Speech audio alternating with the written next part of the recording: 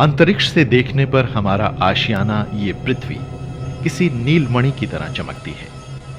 इसका ये अनूठा रंग पृथ्वी पर मौजूद पानी की काफी ज्यादा मात्रा के कारण है। पृथ्वी की 3/4 सतह इस कीमती संसाधन से ढकी हुई है।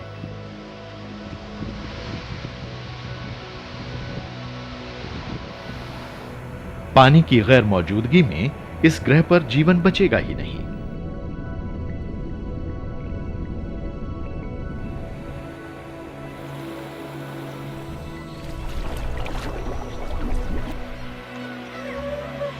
पृथ्वी पर मौजूद कुल पानी में से 97% भाग महासागरों में मौजूद है, लेकिन यह खारा है।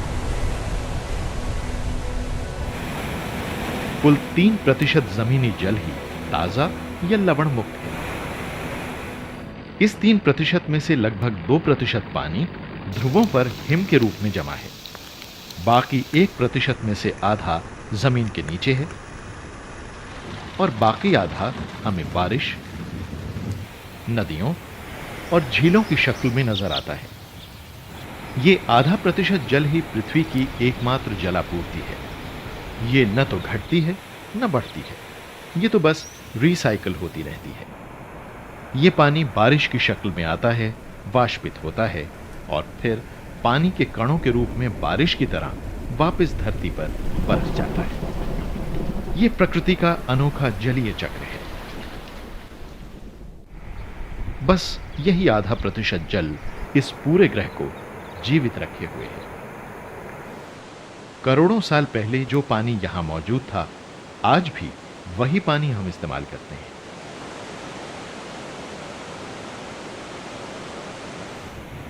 पानी जीवन देने वाला प्रकृति का सबसे मूल्यवान संसाधन है।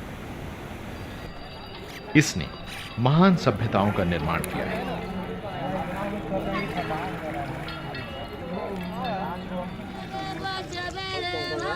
पानी कृषि के लिए भी जरूरी है और हमारी रोजी रोटी के लिए भी। लेकिन जीवन देने वाला यह संसाधन दुर्लभ है। पानी की कमी की मुख्य वजह है इसका बेवजह और गलत इस्तेमाल। इसे विकास के नाम पर प्रदूषित और बर्बाद किया जाता है।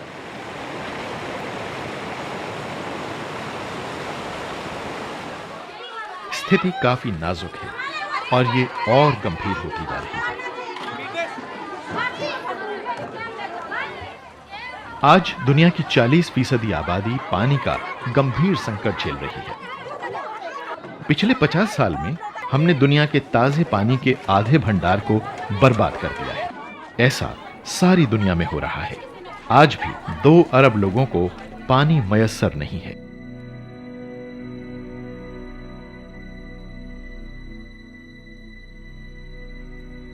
हर साल गर्मियों के मौसम में भारत के काफी बड़े हिस्सों में सूखा पड़ता है।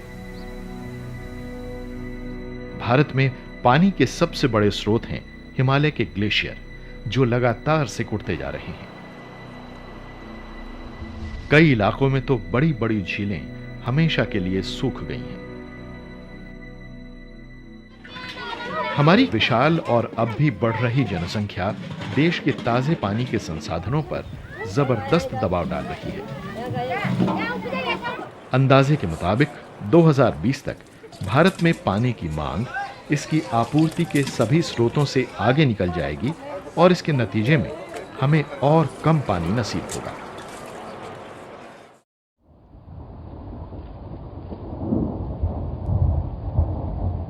भारत को इसका ज्यादातर पानी मॉनसून के दौरान मिलता है, लेकिन मॉनसून नियमित नहीं है।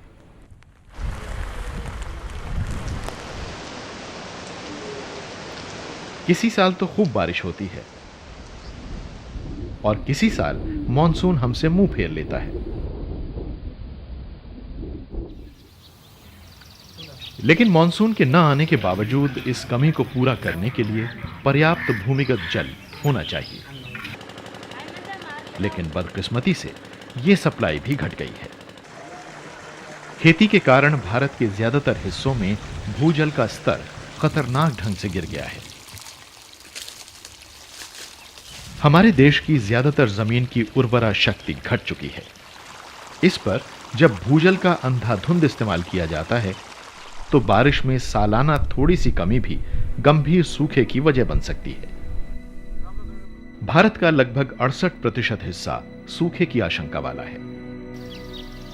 इसकी वजह से फसल को व्यापक नुकसान हो सकता है। हजारों मवेशियों की मौत हो सकती है। साथ ही बहुत से लोगों की जानें जा सकती हैं और उन्हें अपनी जगह छोड़नी पड़ सकती है।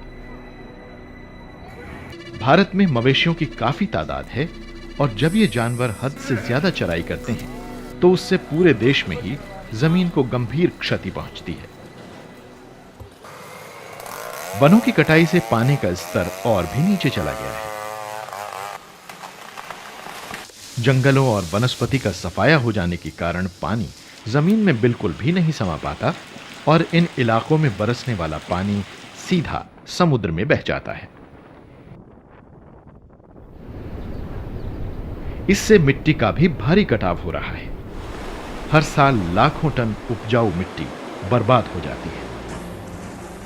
इस मिट्टी की वजह से हमारी नदियों की गहराई घट रही है, जिससे बारिश के महीनों के दौरान इनमें बाढ़ आ जाती है। तो इस समस्या का हल क्या है? हमसे कहां गलती हुई?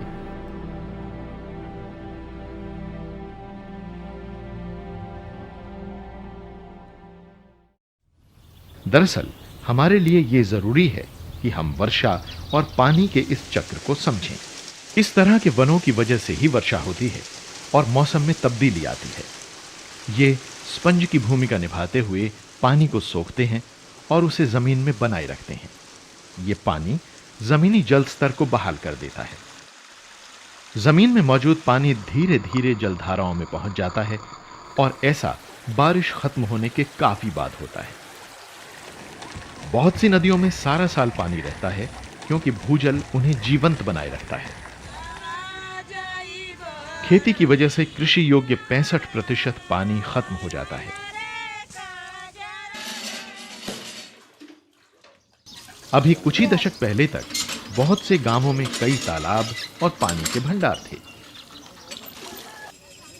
इन तालाबों से पानी की लगातार सप्लाई होती रहती थी, कुएं भर जाते थे और आसपास के जल स्रोत पानी से गुलजार रहते थे।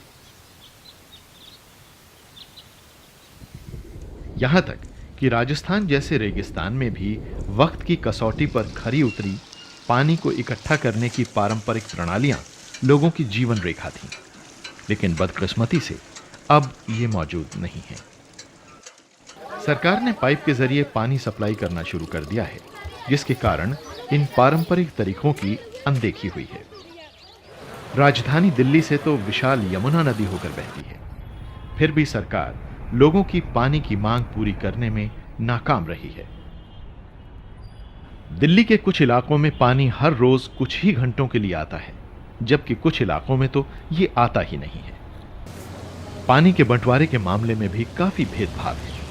होटलों को प्रतिदिन प्रति कमरे के हिसाब से 1500 लीटर पानी दिया जाता है, जबकि शहर के कुछ सबसे गरीब इलाकों में सिर्फ 10 लीटर पानी प्रतिदिन ही उपलब्ध है। जैसे जैसे दुनिया में ताजे पानी की प्रति व्यक्ति उपलब्धता कम होती जा रही है और इसकी मांग बढ़ रही है, झगड़ों का बढ़ना तय है। पानी को लेकर युद्ध होने की जो आशंकाएं जाहिर की जा रही थी, वो एक वास्तविकता बनती जा रही है। गर्मियों के दौरान सरकार हर किसी को पानी मुहैया कराने की जी तोड़ कोशिश करती है, लेकिन पानी की पर्याप्त मात्रा ही नहीं होती। पानी की कमी वाले इलाकों में टैंकर भेजने पड़ते हैं। भारत के देहाती इलाकों में भी हालात बेहतर नहीं है। पाइप के जरिए पानी को काफी दूर से बोरवेल से लाया जाता है, लेकिन इसकी मात्रा इतनी नाकाफी होती है कि भारी मांग पूरी नहीं हो पाती। टैंकरों द्वारा उपलब्ध कराए जाने वाले पानी को पाने के लिए महिलाओं को मीलों पैदल चलना पड़ता है। जब पानी के ये माध्यम भी सूख जाते हैं या खत्म हो जाते हैं, तो और कोई सहारा नहीं होता। लोगों को भूजल ज्यादा भरोसेमंद लगा। ये आसानी से जरूरत के समय उपलब्ध था और पूरी तरह उनके नियंत्रण में था। भूजल को पृथ्वी का एक बेहद कीमती बचत खाता कहा जा सकता है। यह पानी लाखों साल के दौरान जमा हुआ है। यह पृथ्वी की खुशहाली के लिए जरूरी है और इंसान के लिए एक भरोसेमंद स्रोत है। देश में नलकूपों के जरिए होने वाली सिंचाई में जबरदस्त बढ़ोतरी हुई है और यहां लाखों बोरवेल खोदे गए हैं। इस कारण जो इलाके खेती के हिसाब से कभी उपजाऊ थे, वहां भूजल सूख गया है। दिल्ली के लगभग हर घर में पंप से भूजल निकाला जा रहा है। नतीजतन राजधानी के कुछ हिस्सों में पानी का स्तर हर साल करीब 33 फुट गिरता जा रहा है। अगर पानी का मौजूदा दर पर इस्तेमाल जारी रहा तो एक अंदाजे के मुताबिक सन 2015 तक दिल्ली में भूजल खत्म हो जाएगा। जल प्रदूषण भी इस सिलसिले में एक प्रमुख समस्या है। हमारे देश की सभी नदियां कस्बों और शहरों के नजदीक वाले हिस्सों में बुरी तरह प्रदूषित हैं। गंदा पानी, बिना ट्रीट किया हुआ सीवेज और औद्योगिक कचरा हमारी नदियों में दाखिल हो जाता है। यमुना नदी जिस जिस शहर या कस्बे से होकर बहती है, उसके प्रदूषक तत्वों को अपने भीतर समोती जाती है। हर साल करीब 10 लाख बच्चे डायरिया जनित और आंतों की बीमारी के कारण दम तोड़ देते हैं। हम जो पानी इस्तेमाल करते हैं, उसका ज्यादातर हिस्सा जंगलों से उत्पन्न नदियों और झीलों से हासिल होता है या फिर वनों से जमीन में पहुंचने वाले पानी से मिलता है। इस बात की फौरी जरूरत है कि हम अपने बाकी बचे वनों को बचाएं और जहां कहीं भी संभव हो और पेड़ लगाकर वनों को और सघन बनाएं। पानी की रिसाइकलिंग और वाटर हार्वेस्टिंग जैसे कदमों को फौरन अमल में लाने की जरूरत है।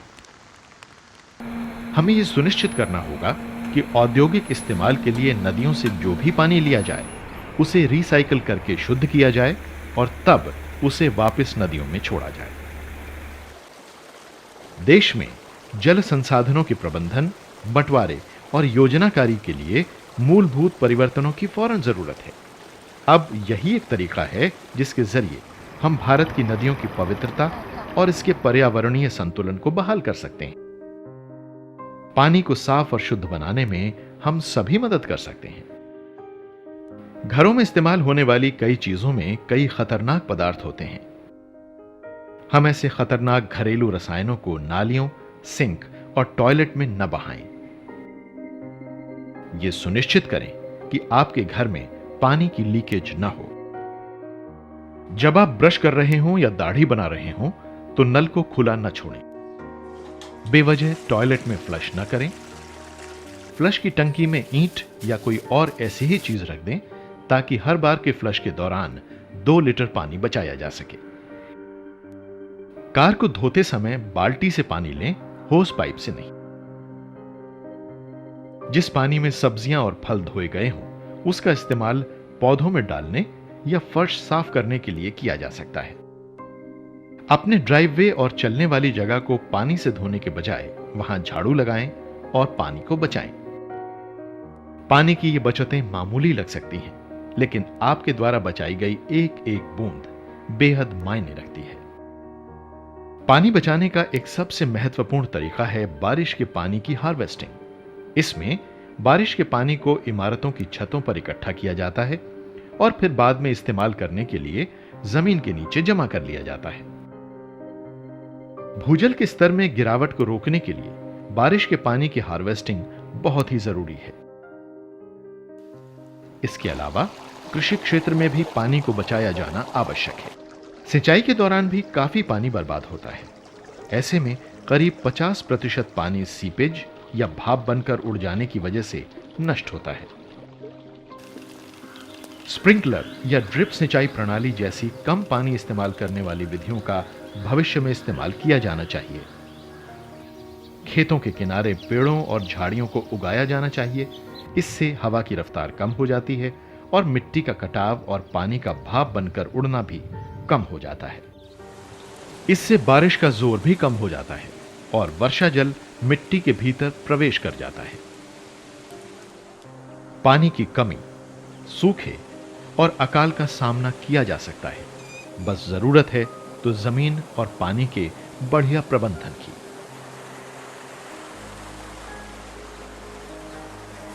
हमें प्रबंधन और इस्तेमाल ठीक से करना चाहिए। हम ही नदियों को प्रदूषित करते हैं और हमें ही इन्हें साफ रखना होगा, क्योंकि आखिरकार हमें ही ये पानी पीना है। हमारे इस ग्रह की सेहत को बहाल किए जाने की जरूरत है। प्रकृति बेहद लचीली होती है।